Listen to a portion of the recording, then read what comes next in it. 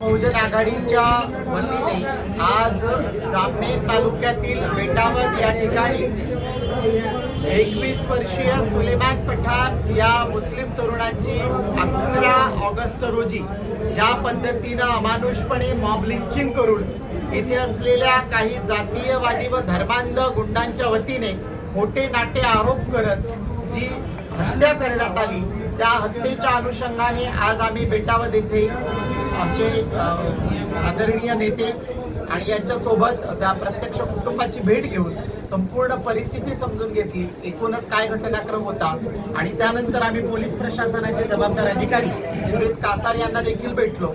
Police या तपासाकामी काय करत आहे आणि नेमकं सुलेमानच्या या मॉब लिंचिंगच्या मागे असलेले जे काही षडयंत्रकारी राजकारण आहे किंवा ज्या पद्धतीनं सुलेमानची हत्या झालेली आहे, तर तो एक ठरवून केलेला नियोजनबद्ध असा खून होता, असं वंचित बहुजन आघाडीचा उघड आरोप आहे.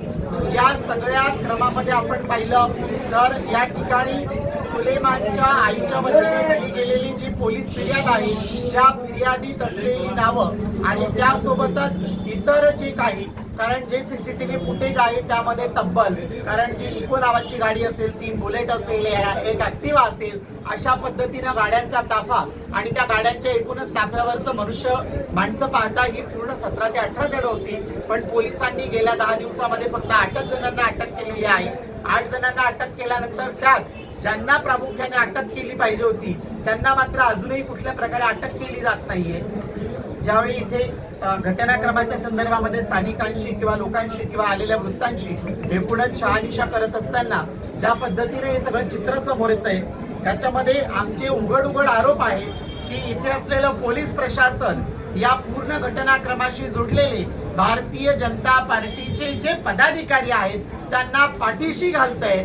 आणि ते का, तर या विधानसभा क्षेत्राचे विद्यमान सत्ताधारी आमदार गिरीशजी महाजन हे भारतीय जनता पार्टीचे आहेत, त्यासोबतच ते एक जबाबदार मंत्री आहेत आणि म्हणून पोलीस प्रशासन हे इथल्या विद्यमान आमदार महोदयांच्या दबावाखाली काम करतंय. खऱ्या आरोपींना पाठीशी घालून नको त्यांना अटक करणं आणि या केसला कलाटणी देण्याचं काम या ठिकाणी पोलीस प्रशासन करतंय. पोलीस ज्या दिवशी घटना घडल्याच्या कालावधीमध्ये अवघ्या 100 मीटर अंतरावर असलेल्या कॅफेमध्ये एका तरुणाला टोळकं बाहेर ओढून काढतंय, त्याला मारहाण करतंय, अशा पद्धतीने होतंय. आणि या कालावधीमध्ये त्या ठिकाणी असलेले पोलीस प्रशासनाचे अधिकारी श्रीयुत कासार असतील आणि संपूर्ण पोलीस प्रशासन हे काय झोपा टोकत होतं का? पोलीस प्रशासनाला 100 मीटरवर एखादी घटना घडते त्याविषयी कुणी वार्त्यात काही सांगितली नाही का? मग त्याच वेळी पोलिसांनी याला का आळेबंद घातला नाही?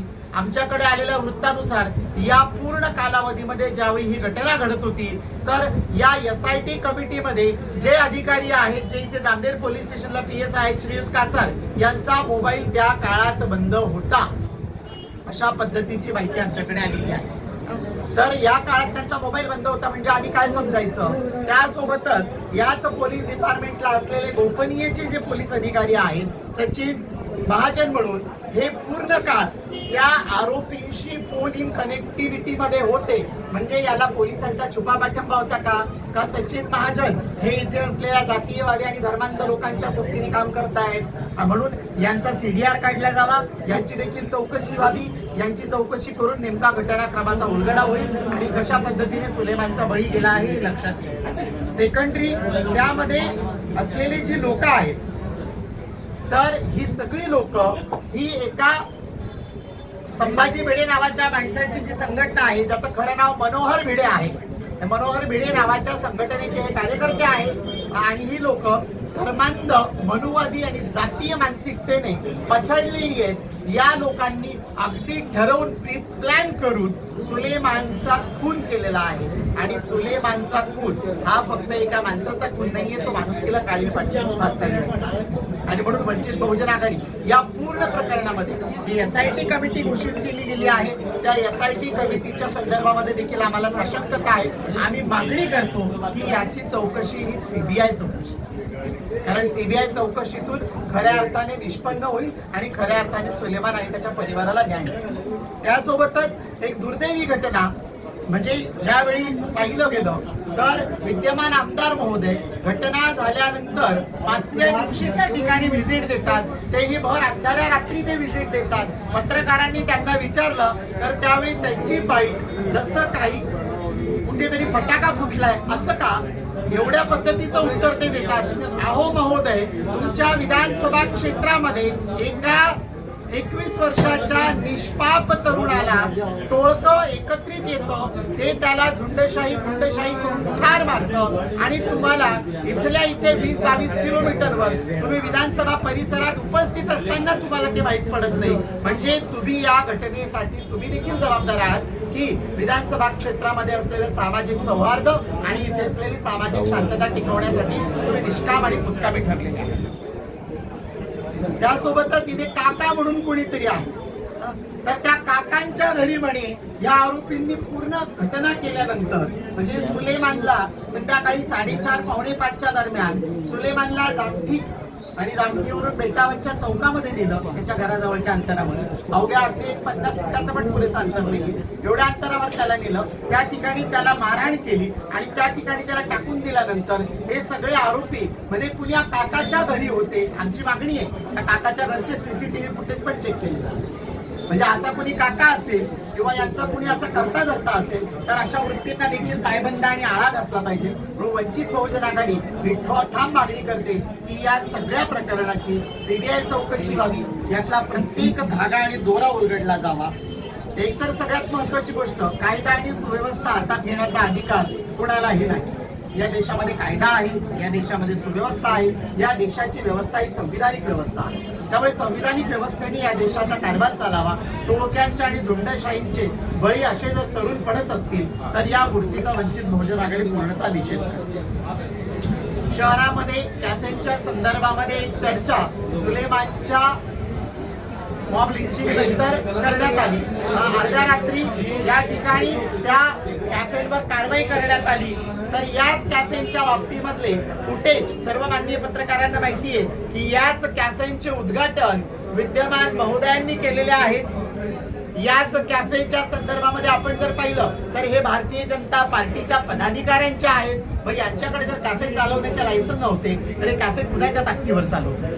त्या कॅफेमध्ये कुठल्या प्रकारची कारभार होत होते? मग त्याच कॅफेमधून नेमकं भारतीय जनता पार्टीच्या पदाधिकाऱ्याच्या कॅफेमधूनच सुलेमानला कशा पद्धतीने बाहेर ओढून काढलं, त्याच्यासोबत अमानुषपणे मारहाण केली जाते आणि ती मारहाण केवळ मारहाणीपुरती सीमित न राहता त्याचा जीव जातो इथपर्यंत ती घटना होती. त्याच्यामुळे या सगळ्या गोष्टीची देखील विद्यमान मंत्री महोदयांनी याची देखील दखल घ्यावी आणि आपल्या विधानसभा क्षेत्रामध्ये वातावरण खेळीमेळीचं कसं राहील या संदर्भामध्ये क्लिअर भूमिका घ्यावी. या कॅफेंवर कारवाई केली जात होती असं चित्र रंगवलं जात होतं, पण ज्यावेळी 11 तारखेला सुलेमानची हत्या झाली तर सुलेमानच्या हत्येच्या 2 दिवस आधी या कॅफेवरची कारवाई बंद करण्यात आली होती. मग नेमकं पोलीस प्रशासन काय करत होतं? पोलीस प्रशासनाला या घटनाक्रमाची पूर्वकल्पना होती का? अशा पद्धतीचे अनेक प्रश्न उभे राहतात. या सगळ्या गोष्टींना आपण सगळ्यांनी अगदी जाणीवपूर्वक पाहिलं पाहिजे आणि म्हणून वंचित बहुजन आघाडी या सगळ्या गोष्टींमध्ये असलेल्या SIT कमिटीविषयी आम्ही साशंक आहोत. SIT कमिटी ज्या पद्धतीने गठीत करण्यात आलेली आहे त्याला गृह खात्याने परवानगी दिली आहे का? गृह खात्याकडून तिची अधिकृतता आलेली आहे का ती केवळ जिल्हा पोलीस प्रशासनाने ती स्वतःच्या पातळीवर गठीत केली आहे आणि ती गठीत करीत असताना मग त्याच्यामध्ये असलेले जे अधिकारी आहेत ते खरंच त्याच पातळीवर सुलेमानला न्याय मिळेल म्हणून काम करणार आहेत का केवळ इथे असलेला जो कारभार आहे काकांच्या, दादांच्या आणि भाऊंच्या मर्जीतला तो कारभार चालवायचा आणि त्या पद्धतीचं रिपोर्टिंग करणार आहेत का? म्हणून त्या SIT कमिटीच्या ऐवजी CBI चौकशी व्हावी. सेकंडरी आम्ही सुलेमानच्या कुटुंबियांची स्पष्टपणे मागणी आहे की त्या आरोपींवर मकोका लावण्यात, कारण या आरोपींची पार्श्वभूमी तपासली असता यांनी स्वतःला एक संरक्षक आणि कुठल्या तरी विशिष्ट घटकांच्या भूमिका मांडण्यासाठी नेहमी झुंडशाहीचा वापर केलेला आहे. म्हणून ही लोक गुंड प्रवृत्तीची आहेत, ही झुंडशाही करणारी आहेत, म्हणून त्यांच्यावर मकोका लावण्यात यावा ही सुलेमानच्या कुटुंबियांची मागणी आहे आणि आम्ही ती त्यांच्या कुटुंबियाच्या वतीने वंचित बहुजन आघाडी मांडते आहे. त्यासोबतच या पूर्ण प्रकरणाच्या अनुषंगाने तपास हा योग्य पद्धतीने जावा. पोलीस अधिकाऱ्यांशी पोलीस अधिकाऱ्यांशी चर्चा केली असता पोलीस अधिकारी म्हटले की हो, आम्ही गेल्या 10 दिवसात हा तपास केलेला आहे, आम्हाला तपासाबद्दल साशंकता आहे. आमचं मागणं आहे की पोलिसांनी त्यांनी केलेला तपास हा प्रेस रिलीज करावा.